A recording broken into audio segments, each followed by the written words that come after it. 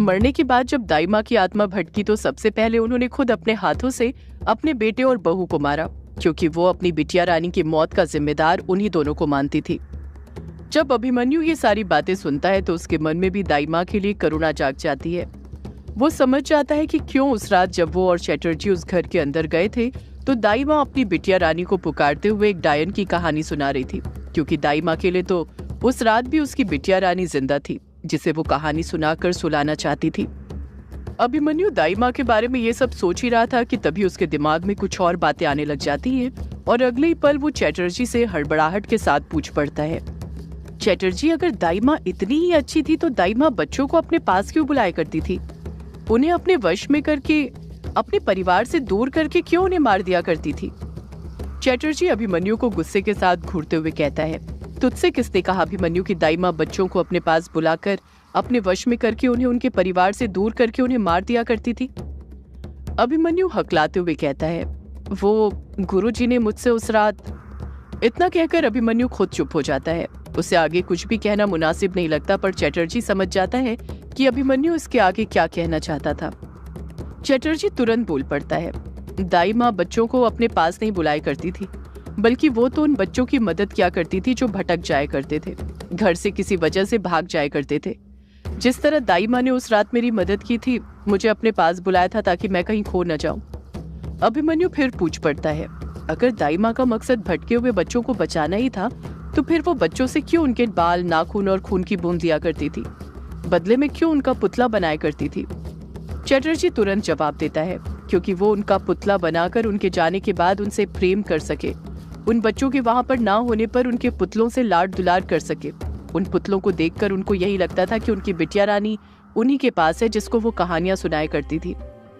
अभिमन्यु फिर कुछ कहता उससे पहले ही चैटर्जी खुद ही बोल पड़ता है, तूने देखा नहीं था कि 2 दिन मुझे अपने पास रखने के बाद दाई माँ खुद वहां से चली गई थी और मैं अपने घर वापस लौट आया था। इतना ही नहीं, तुझे याद होगा कि जब उस रात मैं तुझे मारने वाला था तो दाई माँ ने खुद कहा था कि इसे मारना नहीं है, बस इसका पुतला बनाना है। चैटर्जी के इस बात का जिक्र करते ही अभिमन्यु को ये बात भी याद आने लग जाती है। वो भी धीरे धीरे चैटर्जी की बातों से सहमत होने लग गया था। अभिमन्यु फिर बोल पड़ता है, पर वो बच्चे मर भी तो गए थे ना जिनके दाई माँ ने पुतले बनाए थे? चैटर्जी तुरंत जवाब देता है, वो बच्चे दाई माँ की वजह से नहीं मरे थे, उनके परिवार वालों की वजह से मरे थे, क्योंकि वो बच्चे दाई माँ से इतना प्यार करने लग गए थे, कुछ इस तरह मोह में बंध गए थे कि वो खुद दाई माँ से मिलना चाहते थे, उनसे बात करना चाहते थे, उनके साथ खेलना चाहते थे, पर उनके परिवार वालों ने उन्हें बाहर तक नहीं जाने दिया और तांत्रिकों पुजारियों को बुलाया, अलग अलग टोटका करवाया। और तुझे तो पता ही है, गलत टोटकों का नतीजा गलत ही होता है। जरा सी चूक और फिर आपकी सीधे मौत से मुलाकात होती है। इस कारण उन बच्चों की भी जान गई और नाम दाई माँ का आया। चैटर्जी की बातें सुनकर अभिमन्यु एकदम शांत पड़ गया था। अब उसके पास कोई ऐसा सवाल नहीं बचा था जिससे वो दाई माँ को बुरा साबित कर सके। अब तो उसे भी लगने लग गया था कि दाई माँ एक अच्छी औरत थी, बस किस्मत की हारी थी, जिस कारण लोगों ने अफवाहों से उसे बुरा बना दिया।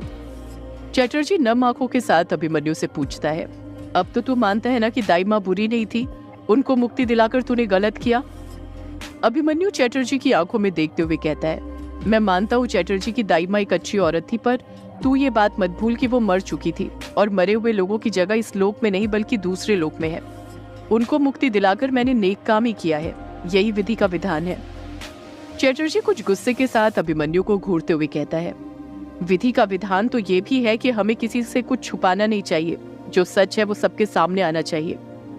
चैटर्जी की बात सुनकर अभिमन्यु समझ गया था कि उसका इशारा किस तरफ था। अभिमन्यु तुरंत बोल पड़ता है, तो तू आज भी मुझसे बदला लेना चाहता है? जिस तरह मैंने तुझे दाई माँ से अलग किया था, तू मुझे मेरे दोस्तों से अलग करना चाहता है, इसलिए तू मेरी सच्चाई उनके सामने लाना चाहता है। तू उन्हें बताना चाहता है कि मैं ही काला पोशाक हूँ, ताकि ये बात जानकर वो लोग मुझसे नफरत करने लग जाए। चैटर्जी पलटकर आक्रोश भरे लहजे में कहता है, सच कहूँ तो मेरा मन मुझसे यही करने का कह रहा है, मुझसे बार बार कह रहा है कि मैं जाकर अभी इसी वक्त सबको तेरी सच्चाई बता दूं, पर क्या करूं? मैं किसी का उधार अपने ऊपर नहीं रखता हूँ। सालों पहले आदू बनकर तूने मेरी मदद की थी, मुझे दाई माँ के वश से निकाला था। सिर्फ इसी वजह से मैं तेरा ये राज अपने तक ही रखूंगा, किसी को नहीं बताऊंगा कि तू ही काला पोशाक वाला आदमी है।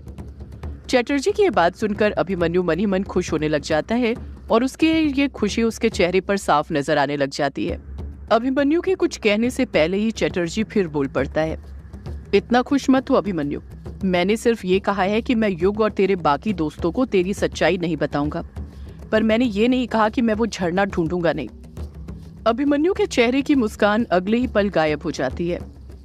चटर्जी अपनी बात को पूरी करते हुए कहता है, मैं वो झरना ढूंढ कर रहूंगा, चाहे कुछ भी हो, और मुझे पता है वो झरना यहीं पर है, इसीलिए तू हम सबको वहां तक पहुंचने से रोक रहा है। अभिमन्यु झूठ बोलते हुए कहता है, मैं तुम सबको इसलिए उस झरने के पास पहुंचने से रोक रहा हूं क्योंकि गुरुजी खुद नहीं चाहते कि कोई भी उस झरने के पास पहुंचे। जैसे ही चटर्जी ये बात अभिमन्यु के मुंह से सुनता है, वो शॉक्ड रह जाता है। चटर्जी अपनी दोनों भवें ऊपर करते हुए हैरानी के साथ अभिमन्यु से पूछता है, इसका मतलब पुजारी जी को भी पता है कि तू काला पोशाक बनकर ये सब कर रहा है?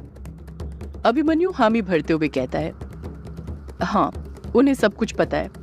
तुझे तो पता ही है कि मैं उन्हें बिना बताए कोई काम नहीं करता हूँ, सब कुछ उनकी इजाजत से करता हूँ। चटर्जी कुछ याद करते हुए कहता है, अब मेरे समझ में आ रहा है कि उस दिन पुजारी जी मुझसे क्या कहना चाहते थे। अभिमन्यु मुंह बनाते हुए कहता है, ये तू क्या बोल रहा है चटर्जी? क्या बोल रहे थे गुरुजी तुझसे? चटर्जी कहता है, अभिमन्यु, जब मेरी यहाँ पर पोस्टिंग हुई थी तो सबसे पहले मैं कार्तिक पुजारी जी के पास ही गया था उनसे मिलने के लिए, क्योंकि मैं जानता था कि वो मेहंदी पथार में ही रहते हैं। जब मैं पुजारी जी से मिलने गया तो उन्होंने मुझसे कहा था कि वो एक कार्य कर रहे हैं, एक ऐसा कार्य जिसमें वो परलौकिक शक्तियों से सामना कर रहे हैं। वो तो चाहते थे कि मैं भी उस कार्य में उनका साथ दूं, पर मैंने ही मना कर दिया था। अभिमन्यु तुरंत पूछ पड़ता है, तूने मना कर दिया था, पर क्यों? चटर्जी जवाब देता है, क्योंकि मैं बचपन में हुए उन हादसों से बड़ी मुश्किल से बाहर निकल पाया था और मैं वापस से अब उन पारलौकिक शक्तियों के बीच नहीं फंसना चाहता था। इस वजह से मैंने पुजारी जी को मना कर दिया था और उनका आशीर्वाद लेकर वहां से निकल आया था। उसके बाद मुझे कभी पुजारी जी से मिलने का वक्त ही नहीं मिला। अभिमन्यु कहता है, गुरुजी ने कुछ सोच समझ कर ही तुझसे वो बातें कही होंगी, पर तू तब भी नहीं समझा था और अब भी नहीं समझ रहा है। अभिमन्यु अपनी नजरें चुराते हुए आगे की बात कहता है, गुरुजी खुद नहीं चाहते हैं कि कोई उस झरने के पास पहुंचे। चटर्जी को अभिमन्यु की नजरों में एक चोर नजर आता है और वो बड़ी चालाकी के साथ पलटकर कहता है, पुजारी जी क्या चाहते हैं ये तो मुझे नहीं पता, पर मैं इतना जानता हूँ कि आज ग्रेवयार्ड कोठी में उस काले साई ने मेरे 4 साथियों की मेरी आंखों के सामने बलि दी है और मुझे उस काले साई से बदला लेना है। और युग ने कहा है कि अगर मैं झरना ढूंढने में उसकी मदद करूंगा तो वो भी मेरी उस काले साई के बारे में पता करने में मदद करेगा, इसलिए मुझे वो झरना ढूंढना ही होगा। क्योंकि जिस तरह से तेरे लिए तेरे दोस्त सब कुछ है, उसी तरह मेरे साथी भी मेरे दोस्त ही हैं। मुझे उनका बदला लेना है और उनके लिए मैं वो झरना ढूंढ कर रहूंगा। अभिमन्यु जानता था कि चटर्जी पहले ही उसकी एक बहुत बड़ी बात मान चुका था। अब वो उसे कुछ नहीं मनवा सकता था, इसलिए वो चुप ही रहता है, चटर्जी से कुछ नहीं कहता है। चटर्जी अभिमन्यु को देखते हुए फिर बोल पड़ता है, मैं जा रहा हूँ अभिमन्यु वो झरना ढूंढने के लिए। मुझे वो झरना ढूंढने से अब कोई नहीं रोक सकता। मैं उस झरने को ढूंढ कर रहूंगा। अभिमन्यु भी चटर्जी को गुस्से के साथ घूरते हुए कहता है, तुझे जितना ढूंढना है ढूंढ ले, पर वो झरना तुझे कभी नहीं मिलने वाला। चटर्जी अभिमन्यु से कहता कुछ नहीं है, बस चुपचाप अपने कदम आगे बढ़ाने लग जाता है। अभिमन्यु वहीं पर खड़ा रहता है, चटर्जी को रोकने की बिल्कुल कोशिश नहीं करता है। वो तो इसी बात से खुश था कि वो उसकी सच्चाई किसी को बताने नहीं वाला था। अभिमन्यु चटर्जी को वहां से जाते हुए देखते रहता है और देखते ही देखते अभिमन्यु अपने अतीत की यादों में से बाहर आ जाता है। इस वक्त अभिमन्यु और चटर्जी सब लोगों के साथ कुटिया के अंदर खड़े हुए थे। अभिमन्यु और चटर्जी दोनों ने मिलकर सबको सारी बात बता दी थी कि उस रात उन दोनों की मुलाकात कैसे हुई थी। चटर्जी बात को खत्म करते हुए कहता है, उस रात अभिमन्यु से लड़ने के बाद मैं इतना थक गया था कि मेरे शरीर के अंदर जरा सी भी ताकत नहीं बची थी, इसलिए पेड़ के नीचे मैं आराम करने के लिए बैठ गया था और बैठे बैठे कब मेरी आंख लग गई पता ही नहीं चला। जब उठा तो पानी की आवाज सुनाई थी। उसके बाद वो दैवीय झरना कैसे मिला तुम सबको पता ही है। इतना कहकर चटर्जी चुप हो जाता है। चटर्जी के चुप होते ही कमरे के अंदर खामोशी छा जाती है। सब लोगों की निगाहें चटर्जी पर ही टिकी हुई थी, हर कोई उसे ही घूर रहा था। चटर्जी फिर खुद ही बोल पड़ता है, उस रात के बाद ही मैं पुजारी जी से फिर खुद मिलने गया था अभिमन्यु के साथ। तब जाकर पता चला कि उस रात भी अभिमन्यु ने मुझसे झूठ बोला था। पुजारी जी तो खुद चाहते थे कि यामिनी को उसका शरीर मिल जाए, बस अभिमन्यु ही ऐसा नहीं चाहता था। पर मैंने तब भी वो बातें पुजारी जी को नहीं बताई, क्योंकि मैं नहीं चाहता था कि पुजारी जी और अभिमन्यु के बीच में फिर से किसी बात को लेकर अनबन हो। कार्तिक पुजारी भी बोल पड़ते हैं, उस दिन जब चटर्जी मेरे पास आया और मैंने इसे सारी बात बताई तो इसने भी हमारा साथ देने का वादा किया, सिर्फ इसलिए क्योंकि वो अपने साथियों का बदला लेना चाहता था। फिर उसी के बाद मैंने चटर्जी को भी दैवीय मंत्रों की शक्ति का ज्ञान देना शुरू कर दिया।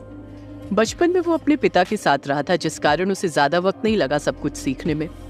वर्चस्विनी कार्तिक पुजारी, अभिमन्यु और चटर्जी को बारी बारी देखते हुए कहती है, मतलब आप तीनों मिले हुए थे? कार्तिक पुजारी कहते हैं, हाँ, हमें मिलना पड़ा इस राज को छुपाने के लिए वर्चस्विनी, क्योंकि मैं खुद नहीं चाहता था कि इस बारे में किसी को पता चले। चटर्जी फिर खुद बोल पड़ता है, गुरुजी से दैवीय शक्ति के बारे में सीखते वक्त अभिमन्यु और मेरे बीच जो नाराजगी थी वो धीरे धीरे खत्म होने लग गई थी। हम दोनों वापस से गहरे दोस्त बनने लग गए थे, पर हमारी दोस्ती ज्यादा बढ़ती उसी बीच कुछ ऐसा हुआ कि अभिमन्यु और मेरे बीच वापस से कड़वाहट पैदा हो गई। अभिमन्यु का फिर एक बार कार्तिक पुजारी से झगड़ा हो गया था। युग हैरानी के साथ चटर्जी से पूछता है, आखिर ऐसा क्या हुआ था? चटर्जी युग के सवाल का जवाब देते हुए कहता है, हमें पता चल गया था युग कि तू भक्षानर का वंशज है। जैसे ही युग चटर्जी के मुंह से ये बात सुनता है, उसके होश उड़ जाते हैं। युग हड़बड़ाहट के साथ चटर्जी से पूछ पड़ता है, ये बात कैसे पता चली थी तुम लोगों को? चटर्जी जवाब देता है, तेरे हाथ पर आए हुए निशान की वजह से युग। उस वक्त तेरे हाथ पर 4 निशान बन चुके थे, और जब हमने गुरुजी को उन निशानों के बारे में बताया था, तब उन्होंने हमें बताया कि इन निशानों के साथ युग को कुछ शक्तियां भी मिली हैं, और ये निशानी है उसके भक्षानर के वंशज होने की। और अभी उसके हाथ पर एक और निशान आना बचा है, और यदि वो निशान तेरे हाथ पर आ गया तो कोई भी तुझे भक्षानर बनने से नहीं रोक पाएगा। चटर्जी की ये बात कहते ही युग को याद आता है कि उसके हाथ पर जो निशान है, उन निशानों का मतलब एक बार अभिमन्यु ने ही उसे बताया था, और जब उसने उससे पूछा था कि उसे इन निशानों के मतलब के बारे में इतनी डिटेल्स में कैसे पता, तो उसने कुछ भी बताने से मना कर दिया था। पर अब उसके समझ आ गया था कि अभिमन्यु को उन निशानों के बारे में बताने वाला कोई और नहीं बल्कि कार्तिक पुजारी थे। चटर्जी फिर बोल पड़ता है, तेरे हाथ पर उन 4 निशानों के आने के बाद ही गुरुजी ने हमें एक आदेश दिया था, एक ऐसा आदेश जिसे मानने से अभिमन्यु ने इनकार कर दिया था। युग तुरंत पूछता है, क्या आदेश था वो चटर्जी? चटर्जी हिचकिचाते हुए कहता है, अब वो आदेश तुझे मारने का था युग।